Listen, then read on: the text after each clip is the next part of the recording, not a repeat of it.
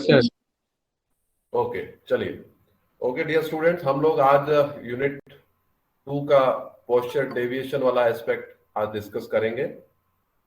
बहुत ही सिंपल चीज है, इतनी ज्यादा डिफिकल्ट नहीं है। कुछ चीजें आप लोगों के लिए नई होगी, जैसे कल आपके लिए पोस्चर टेस्ट कैसे करते हैं वो चीज नई थी, मुझे पता है। इसी तरीके से आज हम पोस्चरल डेविएशंस पढ़ेंगे, ये नई चीज नहीं होगी। लेकिन पोस्चरल डेविएशंस कितने प्रकार के होते हैं, फिर उनके मैनेजमेंट में हमारा रोल क्या रहता है, वो एक ज्यादा इंपॉर्टेंट एस्पेक्ट है। तो थोड़ा सा ध्यान से सुनिएगा। हमने जहां पर कल छोड़ा था वहीं से स्टार्ट करते हैं। मैंने आपको बताया था कि हमारे जो स्पाइन या जो वर्टिबल कॉलम होता है, उसके अंदर जब बच्चा पैदा होता है तो या गर्भ में होता है तो उस समय उसका जो रीड या जो उसका वर्टिबल कॉलम होता है वो एक सी शेप के अंदर होता है और उसको हम प्राइमरी कर्व कहते हैं। वो प्राइमरी कर्व जीवन भर हमारे साथ रहता है और उसके अंदर थोड़े बहुत बदलाव जब आते हैं और कुछ नए कर्व डेवलप होते हैं,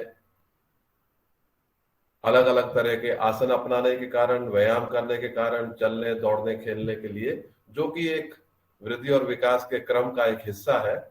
तो जो बाद में विकसित कर्व होते हैं उन कर्व को हम सेकेंडरी कर्व कहते हैं। तो जिन कर्व के साथ बच्चा पैदा होता है वो होते हैं प्राइमरी कर्व।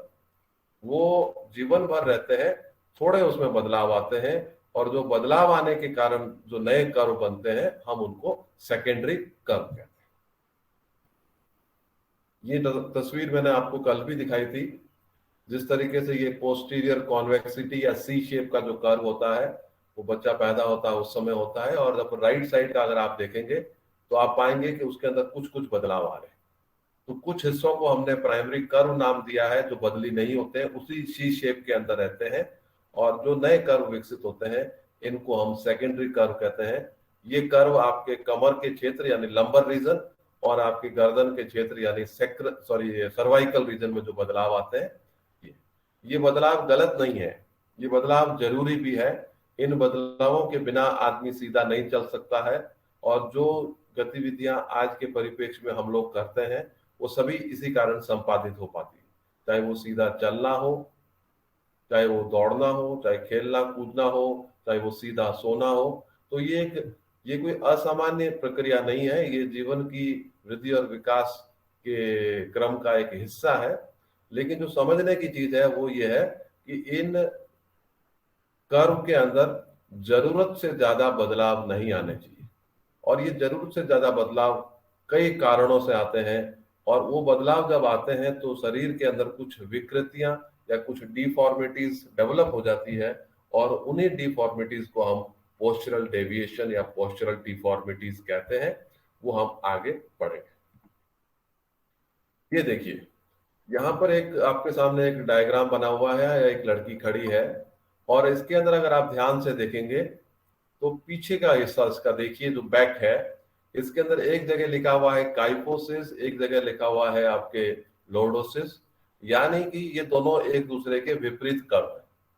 तो जो सी शेप का कर्व होता है वो काइफोसिस है, यानी जब काइफोसिस एक सीमा तक अलाउड है और लॉर्डोसिस भी एक सीमा तक अलाउड है, लेकिन ये कर्व जब ज्यादा बढ़ जाते हैं तब हम कहते हैं ये विकृतियां हो गई है और अब इसको सुधारने की आवश्यकता है। सामने की तरफ अगर आप देखेंगे तो कई जगह पर P लिखा हुआ और कुछ जगह पर S लिखा हुआ है।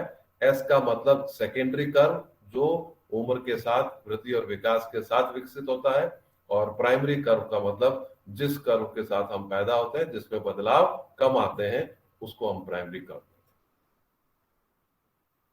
अब जब हम स्पाइनल वर्टिबल कॉलम या स्पाइनल कॉर्ड की डिफॉर्मिटीज को पढ़ रहे हैं तो हल्का सा हमें वर्टिबल कॉलम के स्ट्रक्चर के बारे में भी पता होना चाहिए। ये आपके सामने दो डायग्राम बने हुए हैं, एक जो पोस्टीरियर व्यू है जिसको पीछे से लिया हुआ है, और एक आपका लेटरल यानी साइड से।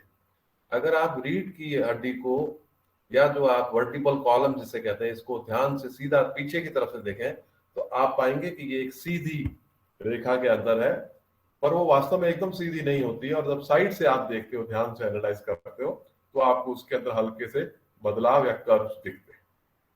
फिलहाल हमको केवल इतना समझना है कि जो वर्टिबल कॉलम्स हैं इनके अंदर अलग अलग बोन्स और अलग अलग एरियाज हैं, और उन एरियाज के हिसाब से उन वर्टिबल कॉलम्स को नाम दिया हुआ है। जैसे जो गर्दन के क्षेत्र के वर्टिबल कॉलम्स होते हैं वो सर्वाइकल रीजन है, इसलिए इसको हम कहते हैं C1 से लेके C7 तक। ये 7 आपकी अस्थियां जो गर्दन क्षेत्र में होती है वो सर्वाइकल रीजन में कहलाती है। 12 आपके थोरेसिक यानी वक्ष रीजन के अंदर होती है। 5 आपके लंबर यानी कमर रीजन में होती है। 5 आपके सैक्रम, ये 5 जो बताया है ये फ्यूज्ड होती है, आपस में फ्यूज्ड हो रखी होती है। और इसके बाद सबसे लास्ट में जो आपकी टेल बोन होती है जिसको हम कोसेक्स कहते हैं, ये भी लगभग 4 हड्डियां होती है जो फ्यूज्ड होती हुई दिखती है। ये उसी वर्टिबल कॉलम को फ्रंट, बैक और साइड से आपको दिखा रखा है। उसको जब आप समझ जाएंगे, क्योंकि ये वर्टिबल कॉलम को इसलिए दिखाने का उद्देश्य है कि जब आप डिफॉर्मिटीज को आगे पढ़ेंगे, अलग अलग तरह के जब काइफोसिस पढ़ेंगे, तो वहां पर आपको इनकी आवश्यकता पड़ेगी कि किस तरीके से इनकी हड्डियों की बनावट होती है और इनके अंदर बदलाव क्या आते हैं और किन कारणों से आते हैं। तो हम शुरुआत करते हैं, और शुरुआत में हम ये बताना चाह रहे हैं कि कर्व्स जो होते हैं वो आपके स्पाइन का एक नॉर्मल हिस्सा है। ये ना समझें कि जो है कर्व होना गलत चीज है। कर्व बिल्कुल they are the normal part of the spine, हमारे उसके हिस्सा होते हैं। और अगर आप इसको साइड से देखते हो तो आपको वो ये एस शेप या सी शेप में दिखता है, और अगर आप सामने से देखोगे या पीछे से देखोगे तो बिल्कुल आपको स्ट्रेट लगेगा, बिल्कुल एकदम स्ट्रेट होता है। तो इसको देखने का तरीका है कि अगर आप पीछे से देखेंगे तो आपको सीधा लगेगा, और अगर आप लेटरल व्यू देखते हो तो हल्का सा एस शेप आपको दिखेगा। फिर आगे है कि नॉर्मल कर्व जो होते हैं इनको हम लॉर्डोसिस और काइफोसिस कहते हैं। अब आप कहेंगे साहब ये तो डिफॉर्मिटीज होती है। ये डिफॉर्मिटीज तब होती है जब लॉर्डोसिस और काइफोसिस कर्व्स जरूरत से ज्यादा बढ़ जाते हैं, इसलिए ये नेचुरल कर्व है। इसलिए आपको ये ना समझना है कि ये सब बता रहे हैं ये तो डिफॉर्मिटी। डिफॉर्मिटी का मतलब जब ये एक्सट्रीम कंडीशंस में चले जाते हैं और एक लाइन में नहीं आते, जो आपने कल प्लम लाइन टेस्ट समझा था या आपने जो ग्रिड चार्ट का समझा था या वॉल टेस्ट समझा था, तो उसमें आपको समझ में आ गया था कि एक सीधी लाइन के अंदर होना चाहिए। तो ये दो जगह पर आपके गर्दन के क्षेत्र के अंदर और आपकी कमर के रीजन के अंदर, यहाँ पर हल्का सा वर्टिबल कॉलम के अंदर लॉर्डोटिक या लॉर्डोसिस कर्व होता है, यानी ये अंदर की तरफ मुड़ा होता है। और आपके जो कंधे का क्षेत्र और कूल्हे का क्षेत्र है यहाँ पर बाहर की तरफ घुमा हुआ होता है। तो ये इस स्पाइन के कर्व को हम काइफोसिस, और गर्दन और कमर वाले रीजन को हम हल्का सा लॉर्डोटिक कर्व कहते हैं, जो कि बिल्कुल नॉर्मल और नेचुरल होता है और सबके अंदर होता है। किसी भी व्यक्ति के अंदर ऐसा नहीं है कि कर्व नहीं पाए जाते हैं, ये नेचुरल है। और ये जो आपके सामने डायग्राम है ये नेचुरल है और करेक्ट है। अगर मान लीजिए इन कर्व्स के अंदर ज्यादा बदलाव आते हैं तो फिर वो डिफॉर्मिटीज की स्टेट में आते हैं, और इसको फिर हम आगे समझेंगे। ये वही चीज जो मैंने आपको शुरुआत में बताई थी।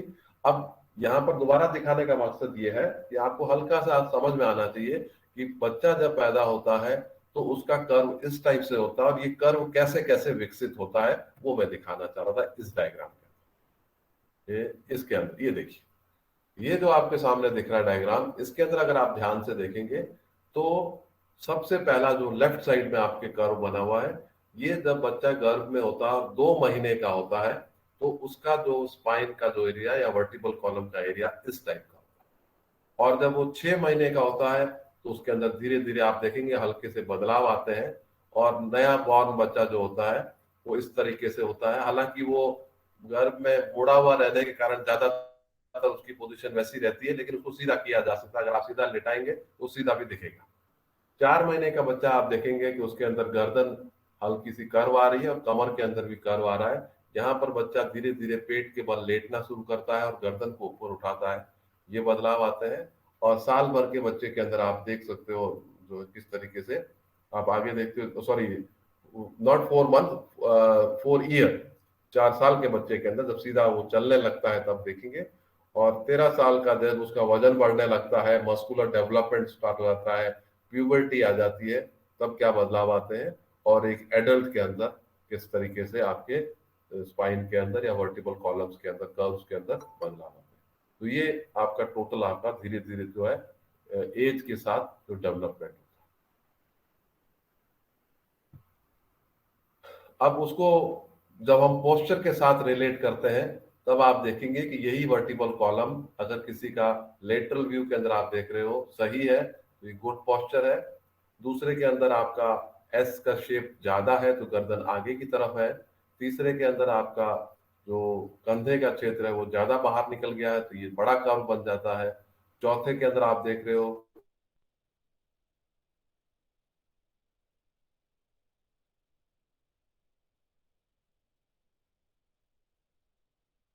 एक्सट्रीम लास्ट में आपको दिख रहा है जिसके अंदर बिल्कुल कर्व होता ही नहीं, फ्लैट बैक हो जाती है, इसको हम स्वे बैक कहते हैं। ये आपके नॉर्मल, डेविएशन, काइफोसिस, लॉर्डोसिस और स्कोलियोसिस तीनों का एक साथ एक ही स्लाइड में दिखाने का प्रयास किया है और फिर हम इसको एक एक लेके आगे चलेंगे। नॉर्मल एंड काइफोसिस ये एक्सरे डायग्राम्स हैं जिससे आपको समझ में आ जाए, और लॉर्डोसिस को भी इसमें साथ में दिखा रखा है, यानी प्राइमरी कर्व और सेकेंडरी कर्व दोनों ही एक्सट्रीम कंडीशंस में गए हुए।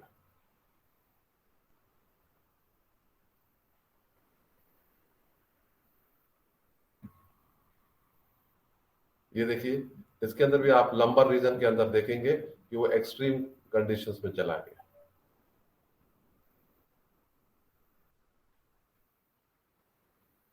आपको अपना डायग्राम देख के समझ में आ जाएगा किस तरीके से स्पाइन के अंदर चेंजेस है। तो अब हम पहला डिफॉर्मिटी स्टार्ट करते हैं जिसका नाम है काइफोसिस। ये आप पहले पढ़ चुके हो, फिर इसको हम ध्यान से सुनिएगा क्योंकि इसमें कुछ चीजें आपके लिए नहीं आएगी। काइफोसिस कोई जुड़ा है क्या अभी?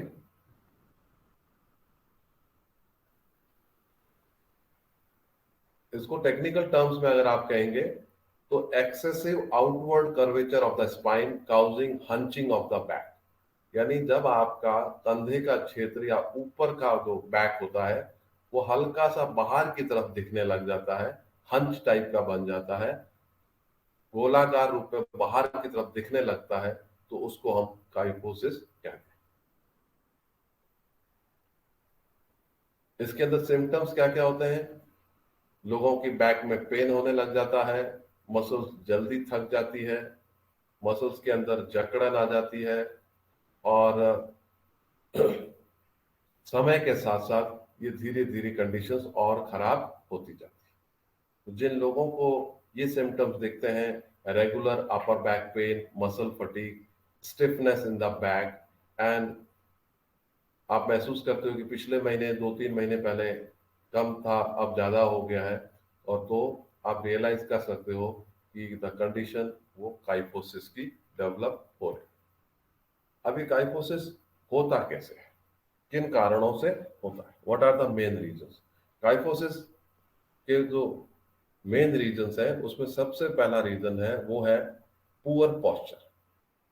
ज्यादातर समय लड़के लड़कियां यंग एज के अंदर, ये फॉर्मेटिव एज के अंदर, स्कूलों के अंदर जो मैं बात कर रहा हूँ, उस दौरान वो प्रॉपर पोस्चर को एडॉप्ट नहीं करते, वो गलत पोस्चर को एडॉप्ट करते हैं, और इस कारण से जब गलत स्थिति में लंबे समय तक रहते हैं तो एक तरफ की मांसपेशियां खिंच जाती है और दूसरी तरफ की मांसपेशियां और लिगामेंट्स लूज हो जाते हैं, और वो शेप आपकी परमानेंट बन जाती है।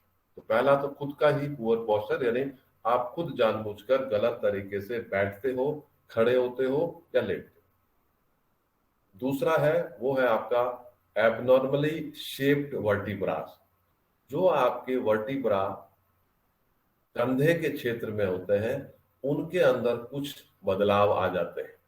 ये बदलाव जो है कुछ उम्र के बाद होते हैं और कुछ जन्म के कुछ समय बाद ही देखने को मिल जाते हैं। इस टाइप की जो बीमारी होती है, जो आपके वर्टिकल कॉलम्स के आकार में बदलाव आता है, उसको शर्मन्स काइफोसिस कहते हैं। मैं आगे इसको समझाऊंगा।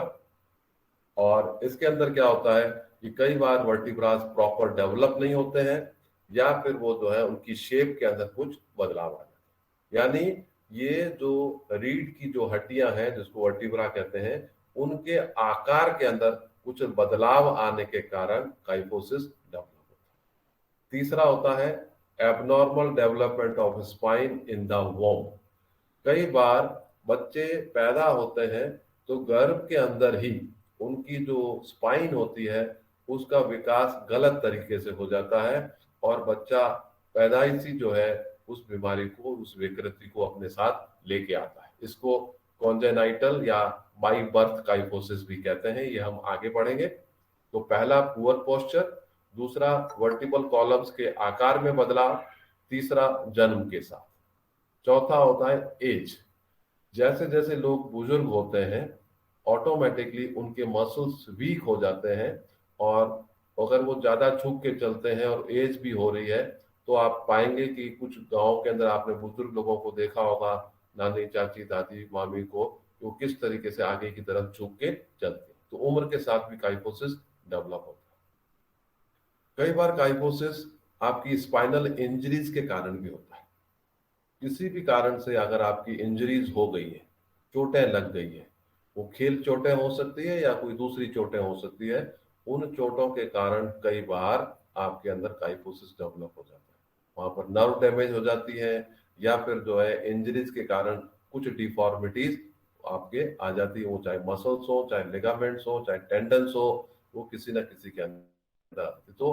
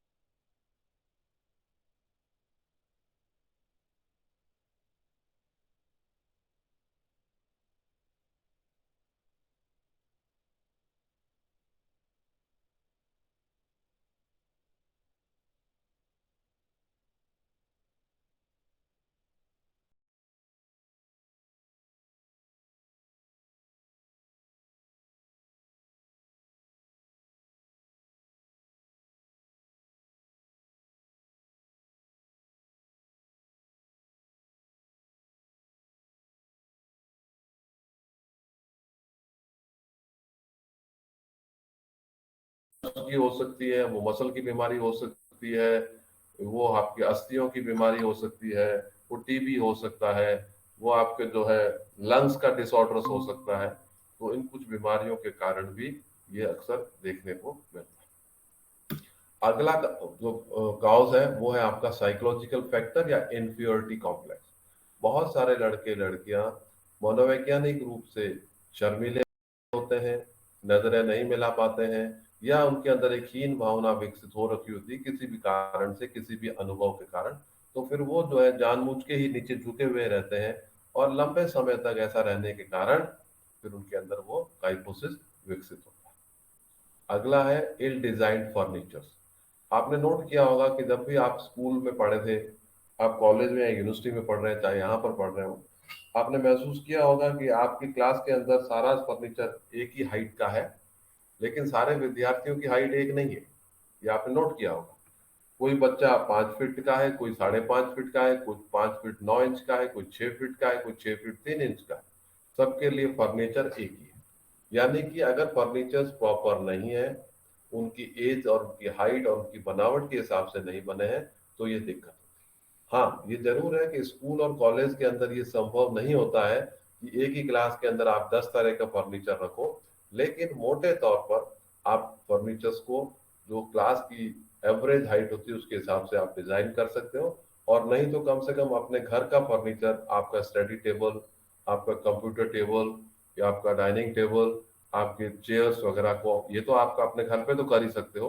तो जहाँ पर पेरेंट्स इस चीज का भी ध्यान नहीं रखते हैं, सिर्फ डिजाइन में और फैंसी चीजों में विश्वास करते हैं, वहां पर ये प्रॉब्लम्स ज्यादा होती है। इसके बाद आता है नर्व डिसऑर्डर्स। आप सभी जानते हो कि हमारा जो ब्रेन का एक्सटेंशन है वो स्पाइनल कॉर्ड है और नर्व्स है। हर वर्टिबल कॉलम के जॉइंट के पास से, हर वर्टिबल कॉलम के जॉइंट के पास से नर्व्स निकलती है, और ये नर्व्स बॉडी के अलग अलग मसल्स और बॉडी के पार्ट्स को कंट्रोल करती है।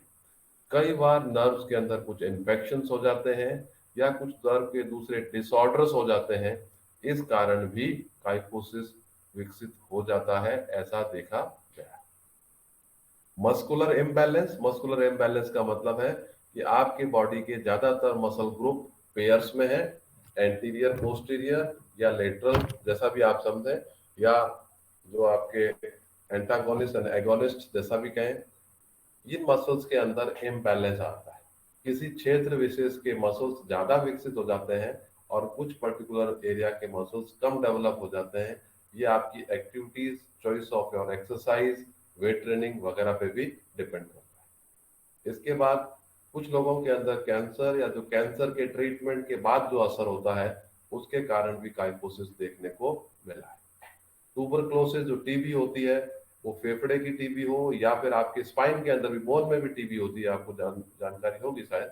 तो ये जब टीबी बोन्स में हो जाती है, वर्टिबल कॉलम्स के अंदर, या लंग्स में जब टीबी होती है, उस कारण भी लोगों के अंदर काइफोसिस देखने को मिला है। और अगला जो बताया है वो है बर्थ डिसऑर्डर्स। बर्थ डिसऑर्डर्स का मतलब है कि डिलीवरी के समय जब बच्चे पैदा होते हैं, उस दौरान अगर कुछ गलतियां हो जाती हैं, उसके कारण भी बच्चों के अंदर ये डिसऑर्डर्स देखने को मिला है।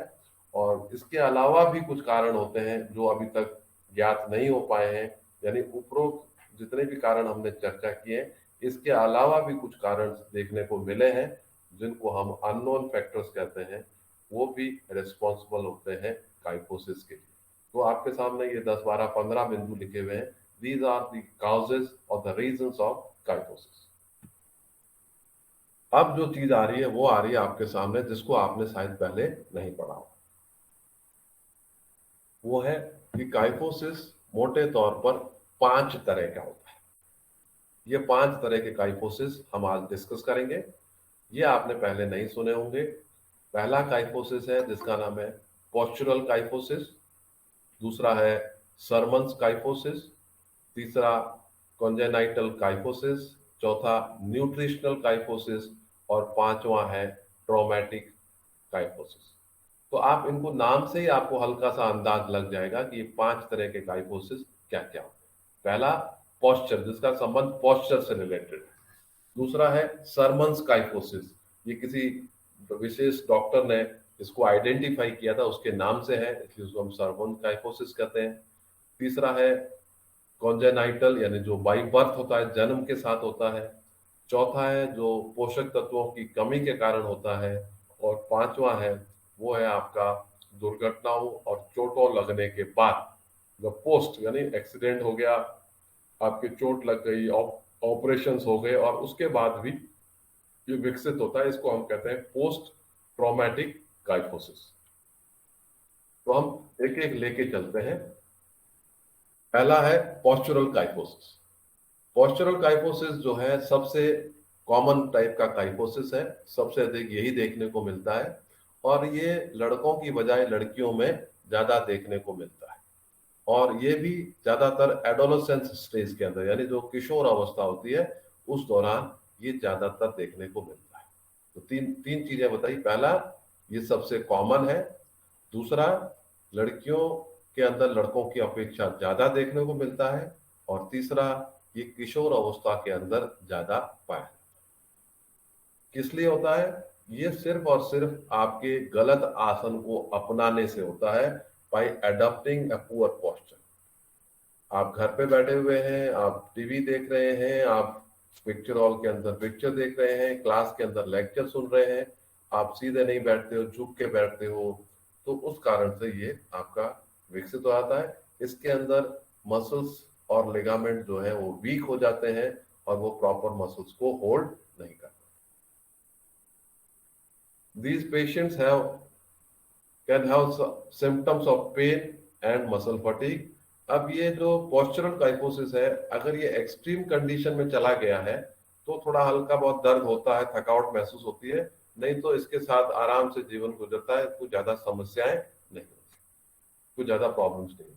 लेकिन अगर लंबा कर्व हो गया, सीवियर कर्व हो गया, तो फिर वो दूसरे बदलाव शरीर के अंदर आ जाते हैं, जिसके अंदर न्यूरोलॉजिकल, कार्डियक और पुल्मोनरी प्रॉब्लम्स हैं, यानी सांस लेने में दिक्कत हो सकती है, हार्ट डिसऑर्डर्स के भी हो सकते हैं, और कुछ आपके नर्व के प्रॉब्लम्स भी देखने को मिल सकते हैं। तो सबसे पहला, सबसे कॉमन काइफोसिस ये नॉर्मल है, ज्यादातर मसल और लिगामेंट्स के वीक होने के कारण जब एक ही तरह का पोस्चर या गलत पोस्चर को लंबे समय तक अपनाया जाता है। इसमें ज्यादा समस्या नहीं होती है, लेकिन अगर एक्सट्रीम कंडीशंस बन जाती है तो फिर जो है न्यूरोलॉजिकल, कुछ आपके कार्डियक और कुछ आपकी जो है पुल्मोनरी, यानी पुल्मोनरी का मतलब रेस्पिरेटरी प्रॉब्लम्स हो सकती है। ये वही चीज जो आपको डायग्राम दिखा रखा है, एक नॉर्मल स्पाइन है और ये एक हंच्ड बैक या एक जो आपका पोस्चरल काइफोसिस दिख रहा है। ये देखिए, अगर आपका फर्नीचर जैसे टेबल इसमें छोटा है, हर समय झुक के बैठना पड़ता है, तो उसका रास्ता निकाला है, कुछ आपने टेबल के ऊपर बुक्स रख ली या कुछ और चीज रख के उसके ऊपर अपनी हाइट पे ले आइए and adapt in correct posture. तो अभी भी आप लोग जब लेक्चर सुन रहे हो तो बहुत सारे बच्चे लेटे हुए हैं, बहुत सारे बच्चे टेढ़े बैठे हुए हैं। ये लगता है कि थोड़ी देर के लिए, लेकिन जब हम लंबे समय तक इसी तरीके से अपनाते तो हमारी हैबिट बन जाती है and it leads to postural deviation. दूसरा जो काइफोसिस है जिसको हम कहते हैं सरमन्स काइफोसिस। सरमन्स काइफोसिस होता क्या है? सरमन्स काइफोसिस जो है, इसके अंदर कुछ नहीं होता है, आपकी जो रीढ़ की हड्डियां या जो वर्टिबल कॉलम्स है उनके अंदर कुछ डिफॉर्मिटीज आ जाती है, यानी ये मसल और लिगामेंट की बजाय हड्डियों की शेप के अंदर बदलाव आने के कारण ये चीज विकसित होती है। यानी कैसे होती है, मैं आपको अगले डायग्राम के अंदर दिखाता हूँ। ये देखिए, इस डायग्राम को अगर आप ध्यान से देखें तो आप पाएंगे कि जो लेफ्ट साइड में बना हुआ है वो एक नॉर्मल वर्टिब्रा है या नॉर्मल आपकी वर्टिबल कॉलम है, और राइट साइड में अगर आप देखेंगे तो आप पाएंगे कि जो आपके वर्टिब्रा का अंदर का हिस्सा है, अंदर का जो हिस्सा है वो हल्का पतला हो गया, यानी कील की शेप का या दांतों की शेप का हो गया है, और इस कारण से उसके अंदर कर्व ज्यादा है,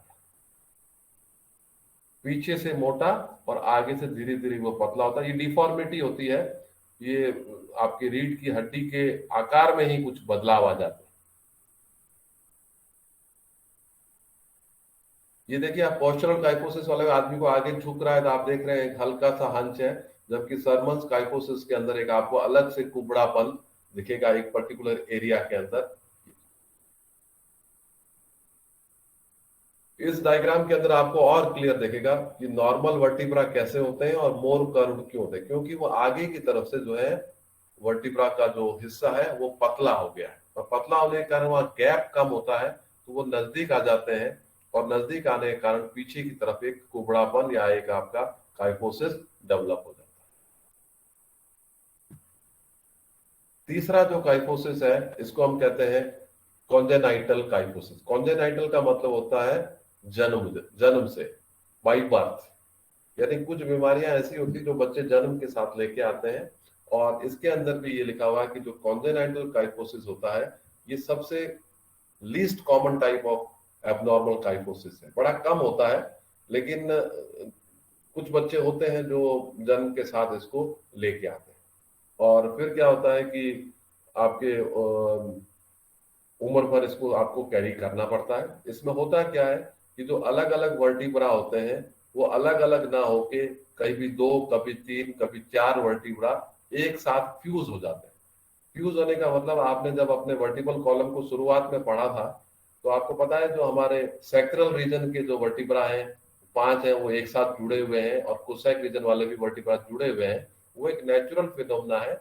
लेकिन जब आपके थोरेसिक रीजन के यानी ऊपरी रीढ़ के अंदर अगर वर्टिब्रा अलग अलग होने की बजाय आपस में चिपक जाए या वो फ्यूज हो जाए तो ये स्थिति पैदा होती है जिसको हम कुबड़ापन कहते हैं। आपने देखा होगा आपके स्कूल लाइफ में, कॉलेज लाइफ में, या कहीं ना कहीं समाज के अंदर, शहरों में एक आधा बच्चा आपको जरूर दिखता है जिसका जो जन्म से कुबड़ा पैदा होता है। उसका रीजन ये होता है कि काइफोसिस में कि वर्टिबल कॉलम्स कुछ आपस में फ्यूज हो जाते हैं, चिपक जाते हैं, और ये विकृति विकसित हो जाती है। तो ये था तीसरा जिसको हम कहते हैं कॉन्जेनाइटल काइफोसिस। तो पहला था, ये देखिए, पहला था आपका पोस्चरल काइफोसिस जिसके अंदर आपकी आदतों के कारण। दूसरा है आपका सरमन्स काइफोसिस, जिसके अंदर आपके एक विशेष प्रकार की बीमारी हो जाती है और वर्टिब्रा के अंदर की तरफ वाले जो उसके दांते होते हैं वो पतले हो जाते हैं और इस कारण से एक कुबड़ापन विकसित हो जाता है। और तीसरा जो है आपका, जिसको हम कहते हैं कॉन्जेनाइटल काइफोसिस, जो बच्चे के जन्मजात होता है और इसके अंदर आपके जो इसके वेजेस होते हैं ये वर्टिब्रा के, ये आपस में फ्यूज हो जाते हैं, अलग नहीं हो पाते किसी कारण से। कभी दो, कभी तीन, कभी चार, डिपेंड करता है। अलग अलग लोगों में आपने अलग अलग प्रकार के कुबड़ापन देखा होगा, उसका रीजन ये देखिए ध्यान से आप, इसमें आपको दिख जाएगा किस तरीके से वर्टिबल कॉलम फ्यूज हो गए। आप ध्यान से देखेंगे राइट साइड वाले डायग्राम को, अगर आप देखें तो दूसरा, तीसरा और चौथा, इनके बीच में गैप है ही नहीं, ये एक साथ चिपक गए, फ्यूज हो गए। और अगर आप इस तरफ देखें लेफ्ट साइड वाला डायग्राम, उसके अंदर वर्टिब्रा पूरा बनता ही नहीं है, वो इनकम्प्लीट होता है, छोटा सा बाहर की तरफ निकला होता है, दैट इज इनकम्प्लीट और इट इज फ्यूज्ड। ये देखिए वही जो आपको मैं दिखाना चाह रहा था, तो किसी के अंदर लोअर बैक में हो जाता है, किसी के अपर बैक में होता है, ये आप देख सकते हैं। ऐसे लोग आपने देखे होंगे, अनफॉर्चुनेट होता है लेकिन ये जन्म के साथ होता है, इसमें बच्चा कुछ नहीं कर सकता है।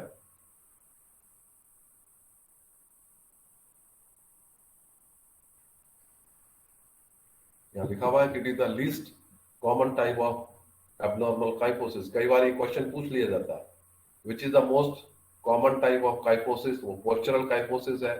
कई बार पूछ लिया जाता है, जब 1 नंबर का 2 नंबर का क्वेश्चन होता है, which is the least common type of abnormal kyphosis, तो आपको कॉन्जेनाइटल काइफोसिस बताना पड़ेगा।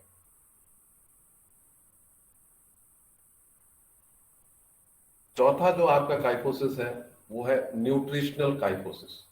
न्यूट्रिशनल काइफोसिस, जैसा नाम है, आपको बहुत ही इसमें समझने की कोई ज्यादा ऐसी टेक्निकल चीज नहीं है।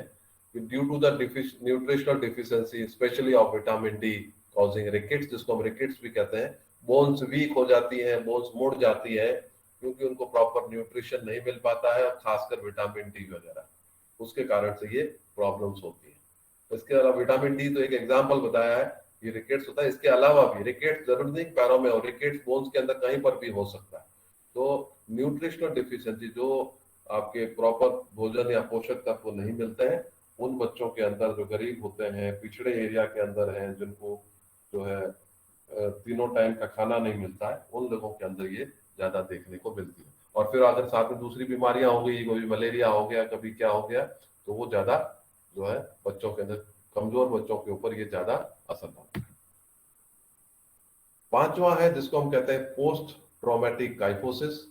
पोस्ट ट्रॉमेटिक काइफोसिस का मतलब होता है कि जो दुर्घटनाओं के बाद, जैसे अभी आपके सामने एक डायग्राम बना हुआ है, एक खिलाड़ी किस तरीके से नीचे गिरा है और उसकी बैक कैसे मुड़ी, ये केवल एक एग्जाम्पल है। इसके अलावा मोटरसाइकिल की रेस होती है, कारों की रैलीज होती है, घुड़सवार गिरते हैं, तो कई तरह के ऐसे खेल होते हैं जिनके अंदर स्टंट मारते वक्त खिलाड़ी नीचे गिरते हैं और उनके वर्टिब्रास के अंदर फ्रैक्चर्स हो जाते हैं, डैमेज हो जाते हैं, जिमनास्ट वगैरह के अंदर भी हो जाते हैं, तो उनके साथ ये दिक्कत रहती है। और फिर ये, इसको मैंने साइड में इसलिए दिखा रखा आपको एक्सरे, कि किस तरीके से फिर वहां पर जो है क्लिप्स लगती हैं, रॉड्स लगती हैं, नट बोल्ट या स्क्रूज लगते हैं, जिनसे इसको ठीक करने का प्रयास किया जाता है। तो ये 5 तरह के आपके काइफोसिस हैं, जिनको अगर हम रिवर्स डायरेक्शन में याद करें, तो सबसे पांचवा है पोस्ट ट्रॉमेटिक काइफोसिस, जो दुर्घटनाओं में, खेल दुर्घटना, हमारा यहाँ संबंध खेल दुर्घटनाओं से है, तो जिम्नास्टिक्स हुई, या फिर जैसे आपके सामने दिख रहा है क्रिकेट है, या रग्बी है, या अमेरिकन फुटबॉल है, हॉर्स राइडिंग है जिसको हम इक्विस्टेरियंस कहते हैं, मोटर बाइक रेसिंग है, इनके अंदर, और पर्वतारोहण जो आपके माउंटेनियरिंग होती है, वहां पर गिरने से कारण ये विकसित होते हैं। तो पांचवा है पोस्ट ट्रॉमेटिक काइफोसिस। उससे पहला जो चौथा था वो आपके सामने था न्यूट्रिशनल काइफोसिस। फिर आपका तीसरा था वो कॉन्जेनाइटल यानी बाई बर्थ काइफोसिस था। दूसरा था वो सरमन्स काइफोसिस था। और पहला था वो आपका पोस्चरल काइफोसिस। तो मेरे मेरे को पूरा विश्वास है कि ये चीजें आप लोगों के लिए नई रही होंगी, और इन चीजों को आपने ध्यान से समझना है। केवल काइफोसिस तक सीमित रहना है, काइफोसिस से अब आगे बढ़ना है कि काइफोसिस 5 प्रकार के होते हैं, और मोटे तौर पर ये हमने आपको एक्सप्लेन किया। अब हम आते हैं कि काइफोसिस का मैनेजमेंट कैसे होता है, ट्रीटमेंट क्या हो सकता है। तो आपको हमारे जो हाथ में चीजें हैं वो प्लस जो दूसरे लोग कर सकते हैं उनको हमने समझा। तो मैनेजमेंट का जो पहला है बिंदु वो है आपका कॉन्शियसनेस या एजुकेशन अबाउट पोस्चर। ये एक अनफॉर्चुनेट पार्ट है कि विद्यार्थियों को स्कूल टाइम से ही और परिवार के अंदर भी ये चीजें नहीं बताई जाती। कुछ परिवारों के अंदर होता है कि मम्मी डांट देती है या पापा डांट देते, सीधे बैठो, ऐसे क्यों बैठे हो, पर वो इस एंगल से नहीं डांटते हैं कि ये फ्यूचर के अंदर क्या आपके प्रॉब्लम्स होगी। तो सभी विद्यार्थियों को हर समय उनको कॉन्शियस रहना पड़ेगा कि posture has its role to play and we have to educate them about posture. जैसे फॉर एग्जांपल आप फर्नीचर खरीदने जा रहे हैं, तो आपको पता होना चाहिए ना कि जिसके लिए टेबल और चेयर ले रहे हो, जिस घर में बच्चे के लिए, उसकी हाइट क्या है, वो कैसे बैठेगा। हम क्या करते हैं कि ज्यादातर जो पेरेंट्स होते हैं हिंदुस्तान के अंदर, वो बच्चा जब दूसरी या तीसरी क्लास में उसके लिए टेबल चेयर लाते तो सोचते हैं 11वीं 12वीं तक इसी में पढ़ेगा, जबकि वो ये नहीं जानते हैं कि तीसरी के बच्चे की उम्र 12वीं तक जाते जाते उसकी हाइट वेट कितना बढ़ जाता है। तो वो क्या करते हैं कि कुर्सी और टेबल को तो बड़ा कर नहीं सकते उम्र के साथ, तो छोटी उम्र में ही उसके लिए बड़ा टेबल और बड़ी कुर्सी ले आते हैं। तो नेचुरल है कि बच्चे को झुक के बैठना पड़ता है या टेबल तक वो पहुंच नहीं पाता है। ये है हमारे हिंदुस्तान के, ये है परिस्थिति है। हम लोग सोचते हैं यार कि जो बार बार क्या लिखा है, मतलब होना क्या चाहिए कि जब बच्चा प्राइमरी लेवल पे होता है तब उसके लिए अलग होना चाहिए, सेकेंडरी लेवल पे अलग होना चाहिए, और फिर एक बार आप सीनियर सेकेंडरी कॉलेज लेवल में पहुंच जाते हो तो लगभग वहां पर आपकी फिर वृद्धि और विकास रुक जाता है, तो वहां पर आप उसको स्टैंडर्डाइज कर सकते हो। लेकिन आप सोचिए कि पेरेंट्स 5वीं क्लास के लिए बच्चे के लिए टेबल और कुर्सी लेके आते हैं और वो जानबूझ के बड़ा लाते हैं। जब बार बार कौन लाएगा, आप 10वीं 11वीं में तो पढ़ना होगा। आप बच्चे को सोचिए, जो बच्चा 5वीं में पढ़ रहा है या 5th क्लास में है, उसकी हाइट वेट क्या होता है, और जब बच्चा 12th में पहुंचता है तो कितना बदलाव आता है। ये आप अपने साथ खुद याद करिए, अपने पेरेंट्स से पूछिए ये चीज है या नहीं। तो पहला तो चीज है वो है दैट इज कॉन्शियसनेस और एजुकेशन अबाउट पोस्चर, कैसे बैठना है, कैसे चलना है, कैसे लेटना है। इसको हम बहुत ज्यादा तवज्जो नहीं देते हैं और इस कारण हमारी मैक्सिमम पॉपुलेशन इससे सफर करती है। दूसरा जो मैनेजमेंट है वो है साइकोलॉजिकल ट्रीटमेंट या काउंसलिंग। बहुत सारे बच्चों के अंदर कई बार हीन भावना आ जाती है, कई कारणों से। मैं सुंदर नहीं हूँ, मैं दिखता अच्छा नहीं हूँ या अच्छी नहीं दिखती हूँ, मैं मोटी हूँ, या जो है कोई दूसरा कारण। ऐसी स्थिति के अंदर बच्चे क्या करते हैं कि बाकी क्लास के बच्चों से नजरें नहीं मिलाते हैं, झुक के बैठते हैं।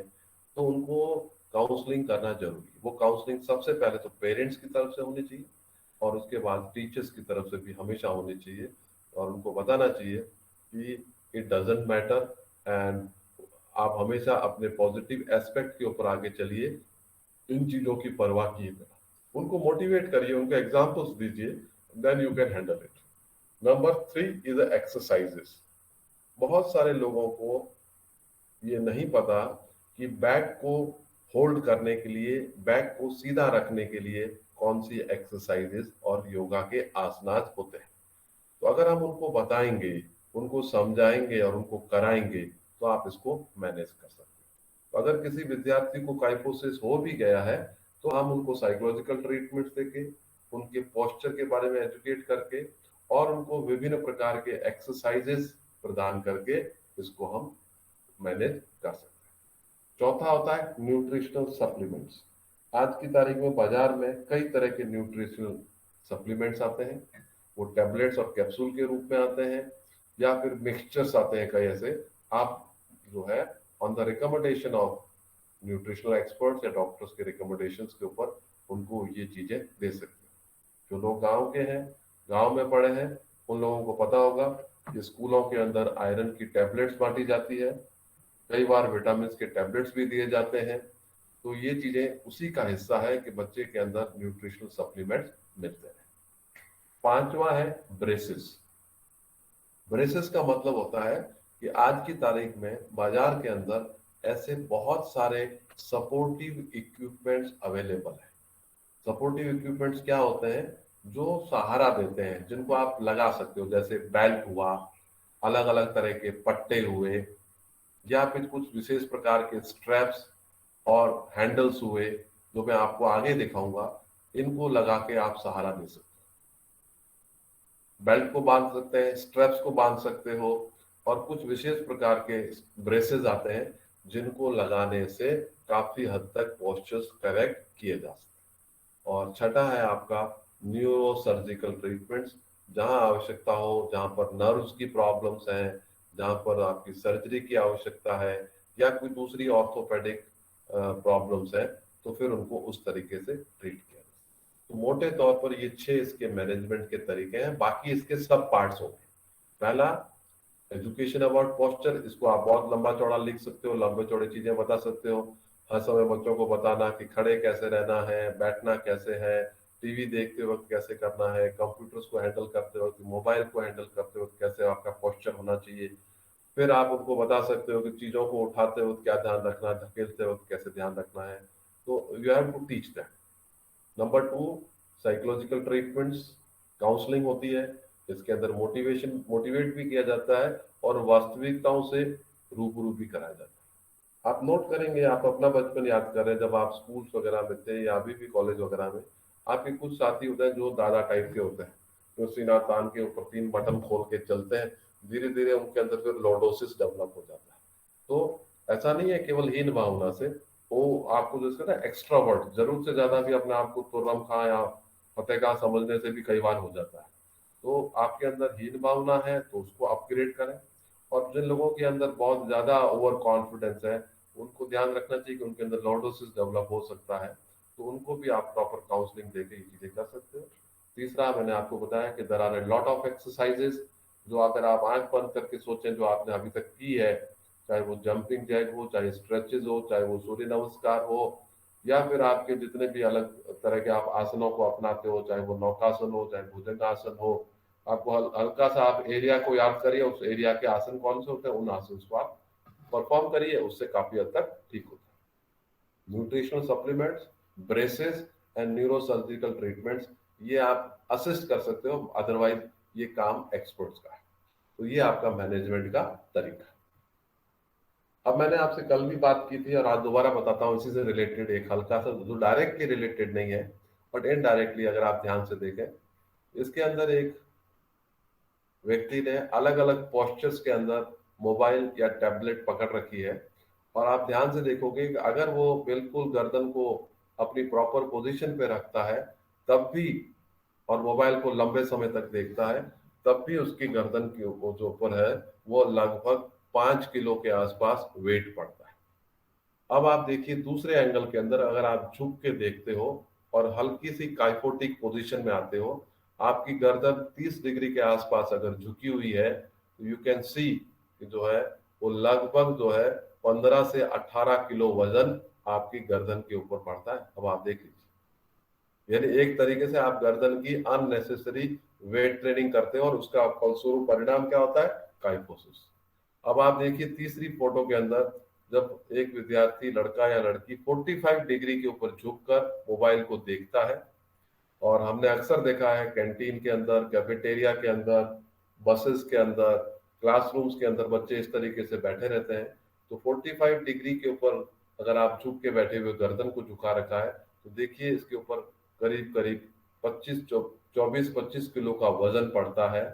और अगर आप 70 डिग्री में झुक गए हो, तो आप समझ लीजिए कि लगभग 30 किलो का वजन आपकी गर्दन के ऊपर पड़ रहा है। तो इससे फिर लंबे समय तक अगर आप इस पोस्चर में रहते हो, तो नेचुरली आपके अंदर काइफोसिस डेवलप हो जाएगा। ये एक एग्जांपल है। फर्नीचर की बात छोड़िए, केवल आप जो आज की तारीख में आपकी हैबिट्स हैं, आप हम आपका मतलब मेरा केवल आपसे नहीं है, आपका मतलब हम सब से है, जो भी मोबाइल को इस तरीके से ज्यादा लंबे समय तक गलत तरीके से यूज करता है। ये देखिए, ये कुछ पोजीशंस आपको दिखा रखी है, जिसमें फर्स्ट दिखा रखी है क्लासरूम के अंदर बैठे हुए हैं, स्टूडेंट बिल्कुल सीधे बैठे हुए हैं। राइट साइड में अगर आप देख रहे हो तो आप पाते हो कि बच्ची बैठी हुई है, उसका टेबल जो है उसकी हाइट से काफी नीचे है, तो उसके बैक के ऊपर स्ट्रेस पड़ रहा है। और फिर नीचे की तरफ हमने जो डायग्राम बनाए हुए हैं, ये ब्रेसेस है। ये ब्रेसेस होते हैं इस टाइप के बाजार में या ऑर्थोपेडिक एक्सपर्ट्स के पास या मेडिकल स्टोर्स में अवेलेबल होते हैं, जो आपको सपोर्ट करते हैं। इसमें आप देख सकते हो जो एक्सट्रीम लेफ्ट के अंदर है, जिस तरीके से हम बनियान पहनते हैं उसी तरीके से बाजार के अंदर इस टाइप के ब्रेसेस मिलते हैं। जब इनको आप पहन लेते हो तो ये आपके थोरेसिक रीजन को थोड़ा सा टाइट और स्ट्रेट रखते हैं। दूसरी लाल टी शर्ट के अंदर जो बंदा खड़ा है, अगर आप ध्यान से देखें तो ये फाइबर ग्लास या प्लास्टिक के कुछ पैडेड इक्विपमेंट है जिनको पीछे पीठ की तरफ बांधा हुआ है। तो ये आपको आपके चेस्ट को और एब्डोमेन को पीछे की तरफ धकेलता है, तो आप सीधे रहते हो। जिनके अंदर काइफोसिस होती है उनको इस तरीके से रखा जाता है और आदमी को 2-3 घंटे डेली पहनना होता है, तो धीरे धीरे वो आपका जो काइफोसिस है वो करेक्ट हो जाता है। और इसी तरीके से आपके जो है लेफ्ट साइड में एक्सट्रीम राइट में फोटो बनी हुई उसमें भी देख सकते हो, पीछे का पीठ का हिस्सा दिख रहा है कि आगे और पीछे दोनों तरफ फाइबर ग्लास, प्लास्टिक या हार्ड मटेरियल के इस टाइप के जो है आपके असिस्टिव या ब्रेसेस आते हैं जिनको आप लगाकर सीधे हो सकते हैं। अब हम आते हैं मैनेजमेंट। जो क्वेश्चन आपसे पूछा जाएगा कि what are suggest various types of exercises for management of kyphosis. Kyphosis आसन विकृति को सुधारने के लिए विभिन्न प्रकार के व्यायामों का सुझाव दीजिए। या क्वेश्चन पूछा जाता है कि अगर किसी विद्यार्थी को काइफोसिस है, पोस्चरल काइफोसिस, या व्यायामों का आप सलाह दो। तो ये आपके सामने बने हुए हैं। सबसे पहले अगर आप देखें ऊपर वाले डायग्राम, इसके अंदर एक स्पेशली डिजाइंड इक्विपमेंट्स आते हैं। ये इक्विपमेंट्स जिम के अंदर भी उपलब्ध होते हैं, लेबोरेटरीज के अंदर भी होते हैं, और अगर किसी विद्यार्थी को है तो वो अपने घर पर भी इसको कारपेंटर के माध्यम से बनवा भी सकता है, जिसके अंदर आपकी हॉलो बैग का एक शेप मिल जाता है और फिर आप इस तरीके से स्ट्रेचिंग करते हैं।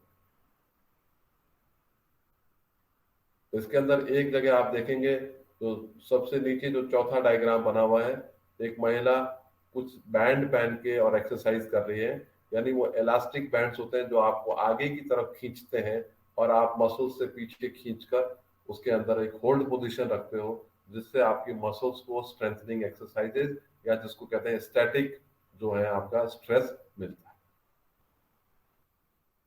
ये कुछ एक्सरसाइजेज हैं जिनको आप सजेस्ट कर सकते हो। जिसके अंदर सबसे ऊपर जो दिख रहा है, ऐसे आप दरवाजे या किसी खिड़की के पास खड़े होकर, खिड़की की बजाय आप दरवाजे का ज्यादा प्रयोग करें। दोनों तरफ आप कंधे के बराबर हाथों को खोलकर और फिर आप पुश करिए, आगे की तरफ पुश करेंगे तो आपके जो बैक मसल्स हैं उनकी स्ट्रेचिंग होगी, उनको जोर पड़ेगा। इसी तरीके से चेयर पर बैठकर किसी टॉवल या स्ट्रैप को यूज करके आप कर सकते हो, और विभिन्न प्रकार के योगा के आसन अपना कर भी आप इनको कर सकते हैं। वॉल पुशिंग को सबसे बेस्ट एक्सरसाइज मानते हैं। दीवार के पास खड़े होकर और पुश करें, ये से भी आपकी जो है वो static strengthening of the back muscles होती है। ये देखिए, एक दीवार के पास खड़े होकर जो कल आपको वॉल्ट टेस्ट बताया था उसी पोजीशन में रहिए, होल्ड करिए, फिर ऊपर नीचे भी थोड़ा स्क्वाट्स भी कर सकते हो, और इस तरीके से होल्ड करने से भी आपकी बैक मसल की स्ट्रेंथनिंग होती है। अभी एक नया कॉन्सेप्ट आया है जो आप लोगों ने देखा ही है, इसको हम कहते हैं स्विस बॉल। ये जिम बॉल भी कहलाती है, कई जगह मिलती है, आप लोग उसको लेके भी आ सकते हैं। और इससे क्या होता है कि आपकी मसल की स्ट्रेचिंग और स्ट्रेंथनिंग तो होती है, लेकिन ये क्या डायनामिक पोजीशन होता है, तो आपका बैलेंस भी डेवलप होता है। क्योंकि जैसे ही आप बॉल के ऊपर लेटेंगे तो आपको इधर उधर लुढ़कने के चांसेस ज्यादा है। तो इसमें दोनों पक्ष विकसित होते हैं, मसल की स्ट्रेंथनिंग भी होती है, प्लस आपके जो सपोर्टिव और असिस्टिव मसल्स हैं वो भी इसमें विकसित होते हैं, ताकि आपका बैलेंस बना रहे। ये मॉडिफिकेशंस आपके सामने दिख रहे हैं। दो चेयर है, उसके बीच में, उस चेयर की जगह स्टूल हो सकता है, वो सोफा हो सकता है, वो आपके ऊपर डिपेंड करता है। आप कुछ भी इम्प्रोवाइज घर के अंदर किसी भी इक्विपमेंट का कर सकते हो। इस तरीके से आपके सामने ये धनुरासन बना हुआ है, इसको परफॉर्म कर सकते हो। ये जो एक दो एग्जांपल्स है जिससे आपको आइडिया लग जाए कि आप अपने दिमाग में से प्रोग्राम्स को, एक्सरसाइजेस को डिवाइस कर सकते हो। ये देखिए, आपके 7-8 तरह की एक्सरसाइजेस बनी हुई, बहुत सिंपल है, जो काइफोसिस को ठीक करती हैं। सिंपल स्ट्रेचिंग, या जो आपके आज की तारीख में जो बैंड्स आते हैं जिनको एक्सरसाइजेस बैंड्स कहते हैं, इलास्टिक बैंड्स होते हैं, इनका प्रयोग करके आप एक्सरसाइजेस कर सकते हो। वॉल के माध्यम से कर सकते हो, और नीचे योगा मैट पर लेटकर अलग अलग तरह के पोस्चर्स या आसन करके भी आप अपनी अपर बैक को स्ट्रेंथन कर सकते हैं। तो ये था सारा का सारा काइफोसिस। अब हम स्टार्ट करेंगे सेकेंड डिफॉर्मिटी जिसका नाम है लॉर्डोसिस। आज हम केवल 2 करेंगे और फिर कल हम इसको या नेक्स्ट पीरियड जब होगा स्कोलियोसिस, बैक आपकी जो है बाकी लेग की डिफॉर्मिटीज को करेंगे। अभी हम करते हैं दूसरा डिफॉर्मिटी है, वो है आपका लॉर्डोसिस। लॉर्डोसिस के अंदर क्या होता है? जिस तरीके से काइफोसिस अपर बैक की डिफॉर्मिटी है, लॉर्डोसिस आपके लोअर बैक के अंदर। और लोअर बैक के अंदर क्या होता है कि आपका एक हॉलो बैक बन जाती है या एक जरूरत से ज्यादा गैप आ जाता है, मसल स्टिफनेस के कारण, मसल वीकनेस के कारण, या जो आपका पल्विक टिल्ट भी हो जाता है। जो यहाँ पर जो पल्विक बोन होती है ये आगे की तरफ हल्की सी स्टिफनेस के कारण चली जाती है। तो लोगों का एक अलग अजीब सा पोस्चर आपको देखने को मिलता है। वो सभी के अंदर नॉर्मल तो होता है, लेकिन जिनके अंदर एग्जैजरेटेड जरूरत से ज्यादा ये कर्व बनता है, उनका पोस्चर आपको एकदम अलग टाइप का डक शेप का दिखेगा। ये देखिए, छोटी बच्ची का पोस्चर आप ध्यान से देखिए किस तरीके से इसके अंदर एक एक्सट्रीम लॉर्डोसिस की कंडीशंस बन गई। Extreme lordosis, hollow back. तो ये आपके जो है ज्यादातर गर्दन क्षेत्र में और कमर क्षेत्र में बनता है। तो कमर क्षेत्र वाला जो होता है वो ज्यादा डेंजरस होता है, जिसको हम स्वे बैक या सैडल बैक भी कहते हैं। सैडल का मतलब आप सभी जानते हो, काठी। नीचे घोड़े का फोटो बना हुआ दिख रहा है आपको? कमजोर जो घोड़ा, अपने गांव में जो लोग हैं वो देखे होंगे, कमजोर घोड़ा है, गधा है, उनकी कमर इस तरीके से अंदर की तरफ झुक जाती है, उसके ऊपर आराम से आप बैठ जाओ, काठी लगाने की भी आवश्यकता नहीं होती, तो वो अपने आप में काठी बन जाती है। तो ये वाला जो आपका बैक का रीजन है जिसके अंदर स्टिफनेस आने और अंदर की तरफ चले जाने के कारण ये स्थिति बन जाती है। इसको हम कहते हैं abnormal forward curvature of the spine in the lumbar region. तो कमर के क्षेत्र के अंदर एक एबनॉर्मल फॉरवर्ड कर्वेचर बनता है।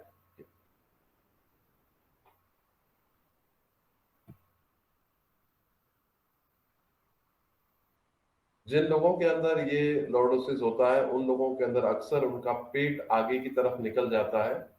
और अगर उन लोगों को आप बोलें कि भाई आप फर्श के ऊपर नीचे लेट जाइए, बिल्कुल प्लेन सरफेस के ऊपर, और अपना नीचे हाथ डालिए, अगर हाथ पूरा निकल जाता है आराम से, तो आप महसूस कर सकते हो कि जो है उन लोगों के अंदर एक्सट्रीम लॉर्डोसिस की कंडीशंस बन रखी है। ये फ्लोर की बजाय आप वॉल टेस्ट में भी कर सकते हो कि दीवार के पास टच हो जाएंगे तो आपको लिखेगा। और जब इतनी एक्सट्रीम कंडीशन बन जाती है तो वो 2-2.5 इंच से ज्यादा होती है, जो मैंने कल भी बताया था, और उसको हम एक्सट्रीम लॉर्डोसिस कंडीशंस भी कहते हैं।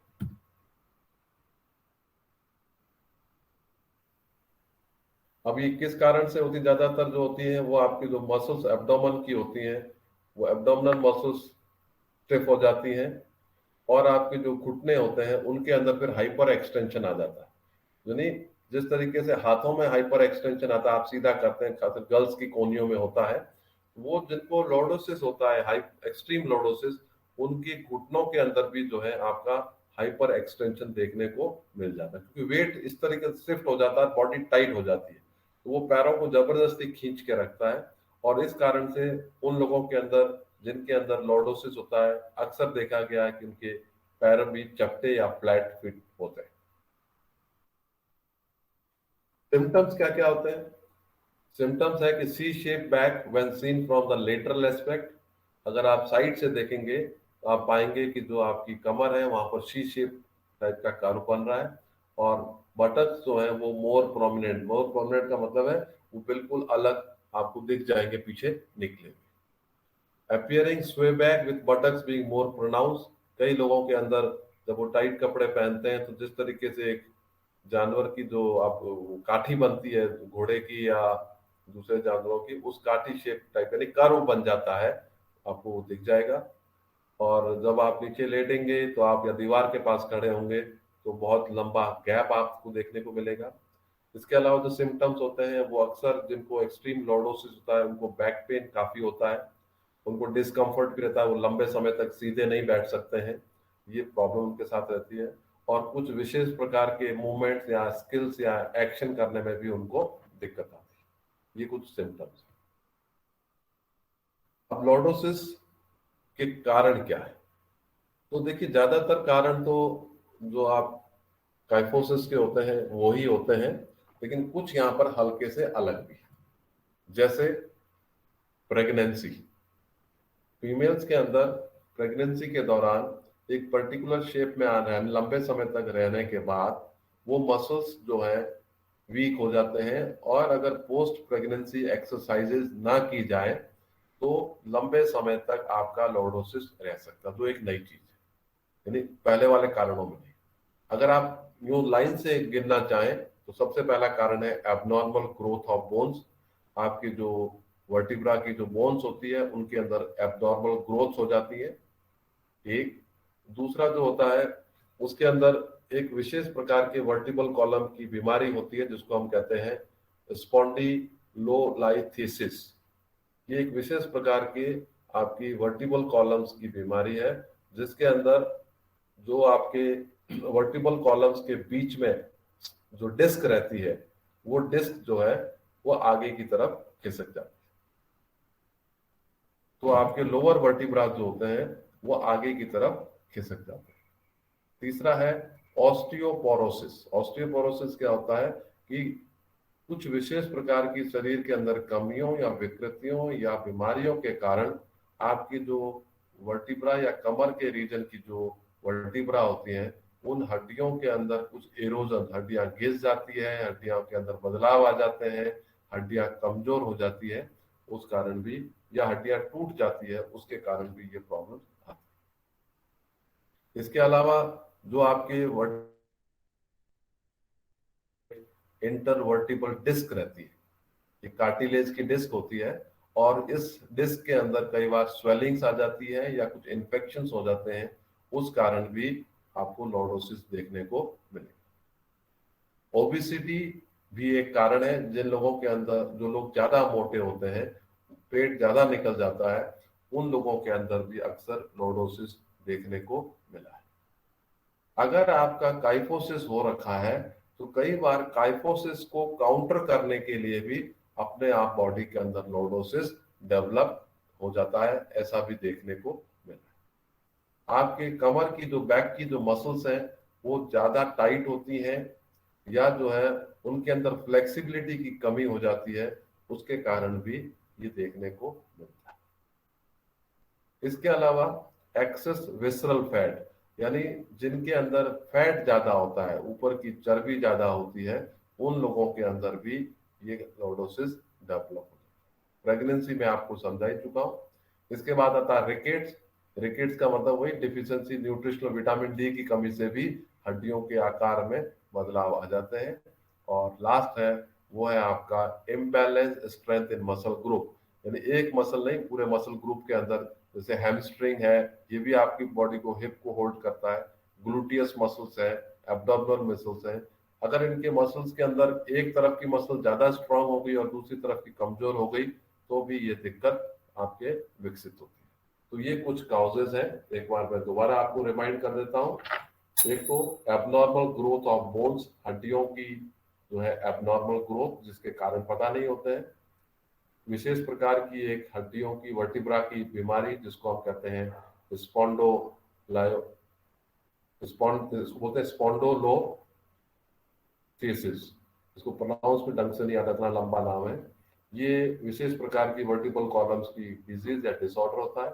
इसके अलावा ऑस्टियोपोरोसिस यानी हड्डियों के अंदर कमजोरियां आना, ये किसी भी क्षेत्र में आ सकती है, तो आपके जो है लोअर बैक में आ जाती है। वर्टिब्रा के बीच में जो डिस्क होती है इसके अंदर इन्फ्लेशन या इन्फ्लेमेशन या स्वेलिंग्स या कुछ इन्फेक्शंस हो जाते हैं, इसके कारण, मोटापे के कारण, जरूरत से ज्यादा विसरल फैट बढ़ने के कारण, या जो है आपके मसल्स टाइट होने के कारण, मसल्स ग्रुप के अंदर आपस में इम्बैलेंस हो जाने के कारण, क्योंकि मसल ही तो बॉडी को पकड़ के रखते हैं। अगर एक साइड का मसल ज्यादा स्टिफ हो गया, दूसरा कमजोर हो गया, फिर दूसरा आपका प्रेगनेंसी, या उसको आप यूं भी लिख सकते हो कि इग्नोरिंग दी पोस्ट प्रेगनेंसी एक्सरसाइजेस और रिकेट्स, ये कुछ कारण है जो लॉर्डोसिस को इनवाइट करते हैं। अब हम इसका ट्रीटमेंट या मैनेजमेंट को समझते हैं और फिर इसको यहाँ पर खत्म करेंगे। देखिए मैनेजमेंट या treatment as a physical education teacher क्या रहना चाहिए।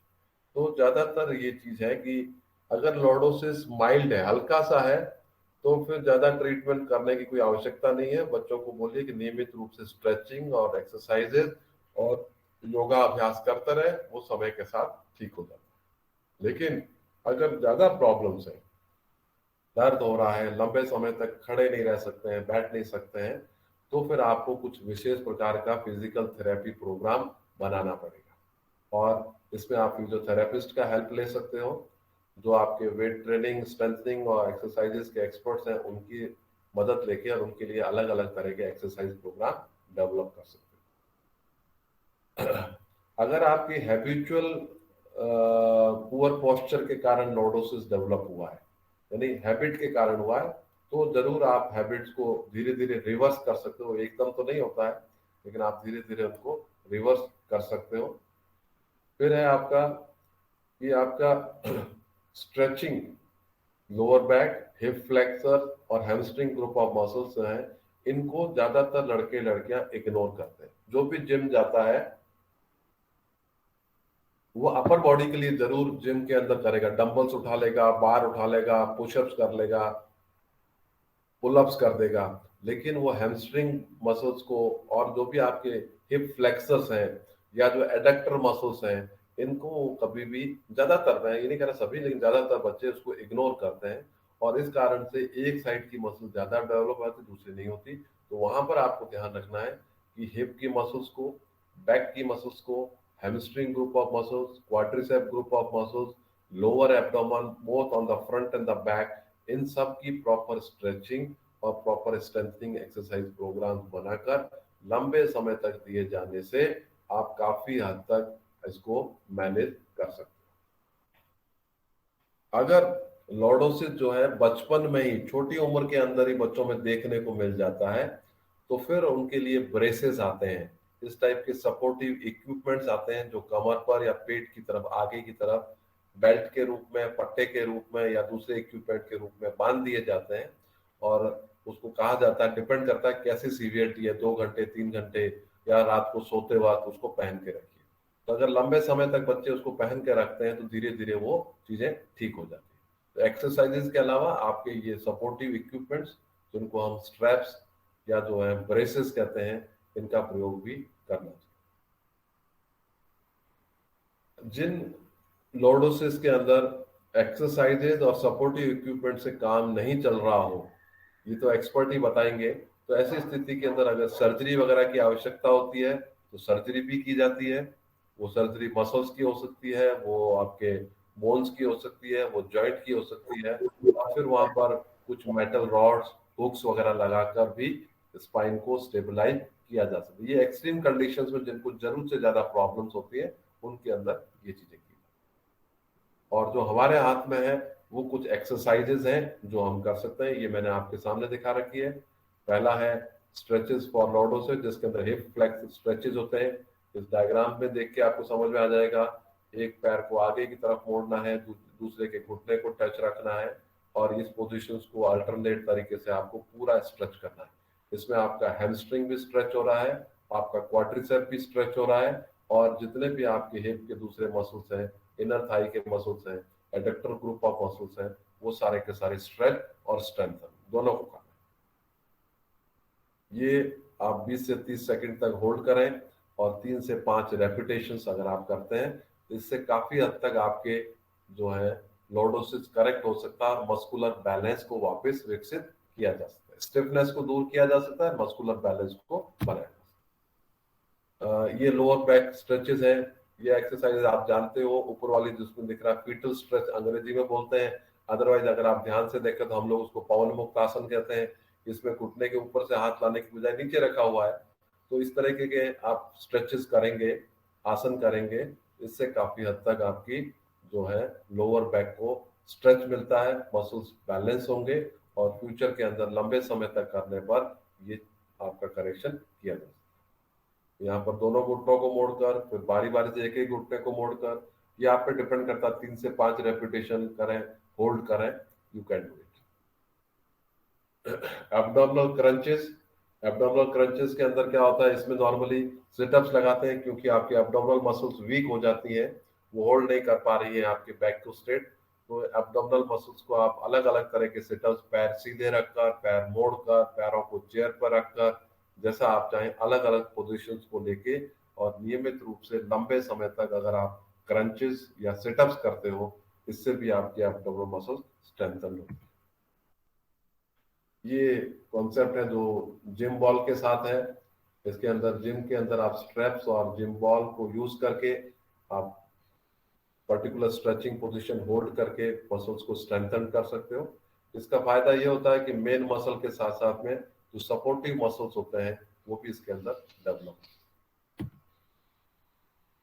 ये कुछ और एक्सरसाइजेज हैं, 9-10 एक्सरसाइजेज आपके सामने बनी हुई है। ये नियमित रूप से आप करते हैं, चाहे वो पीठ के बल लेट कर हो, चाहे वो चेयर पर बैठकर हो, चाहे वो टेबल और असिस्टेंस की मदद से हो, इन एक्सरसाइजेस को करके। अब देखिए इस डायग्राम में देखें, एक आदमी एक बेंच पे लेटा हुआ, दूसरा आदमी उसको स्ट्रेच दे रहा है।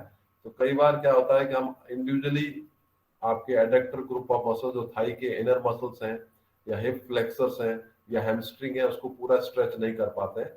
तो किसी की हेल्प लेके भी आप इस तरीके से स्ट्रेचिंग करेंगे तो आपकी मसल्स के अंदर स्ट्रेंथनिंग आएगी और आपकी स्ट्रेचिंग प्रॉपर होगी, और जो आपकी जकड़न या जो स्टिफनेस है उससे आपको बेनिफिट मिलेगा। ये कुछ और आपके एक्सरसाइजेज हैं जिनको आप कर सकते हो, चाहे लेट के करना हो चाहे खड़े होके करना हो। ये कुछ और एक्सरसाइजेज ध्यान से देखें तो हलासन है, पश्चिमोत्तानासन है, सल्वासन है। इन आसन्स को आप जब परफॉर्म करते हो तो एब्डोमिनल और बैक दोनों ही मसल आपके, भुजंग आसन, इनसे आपकी स्ट्रेचिंग। तो इसके अलावा आपको प्लैंक्स है जो नीचे दिखा हुआ है, सबसे नीचे डायग्राम बना हुआ है, ये प्लैंक्स कहते हैं पर्टिकुलर पोजीशन को लेके होल्ड करना। इससे फ्रंट एंड बैक बोथ आपके एब्डोमिनल मसल्स और बैक मसल्स प्लस आपका gluteus group of muscles, hamstring सारा डेवलप होता है। ये प्लैंक भी एक अच्छा कॉन्सेप्ट है। इस प्लैंक के माध्यम से भी आप स्ट्रेचिंग और स्ट्रेंथनिंग कर सकते हैं। नेक्स्ट आता है स्कोलियोसिस, इसको हम कल करेंगे। तो आज हमने दो चीजें की है, पहला काइफोसिस जिसमें काइफोसिस के प्रकार बताए, दूसरा आपको लॉर्डोसिस बताया, और दोनों ही के मैनेजमेंट के तरीके और एक्सरसाइज। अब चूंकि आप स्कूल के बच्चे नहीं हैं, आपको समझ में आ गया कि हमें एक्सरसाइज ही देनी है। आपको दिमाग में ये रखना है कि काइफोसिस कौन से एरिया में होता है और कौन सी एक्सरसाइजेस करनी चाहिए। इसी तरीके से लॉर्डोसिस कौन से एरिया में होता है, कौन सी एक्सरसाइजेस, कौन से योगा के आसन, कौन से इक्विपमेंट्स का प्रयोग करके आप मसल्स को स्ट्रेंथन कर सकते हो और इन डिफॉर्मिटीज को काफी हद तक कंट्रोल कर सकते हो। तो ये दो डिफॉर्मिटीज के साथ हम चैप्टर को क्लोज करते हैं, और कल जो हम करेंगे वो आपको लॉर्ड स्कोलियोसिस और दूसरी एक्सरसाइजेस को लेके चलेंगे। ठीक है बच्चों, मेरी तरफ से यहाँ पर ओवर है। इसमें अगर आपको कोई काइफोसिस या लॉर्डोसिस के बारे में कुछ पूछना है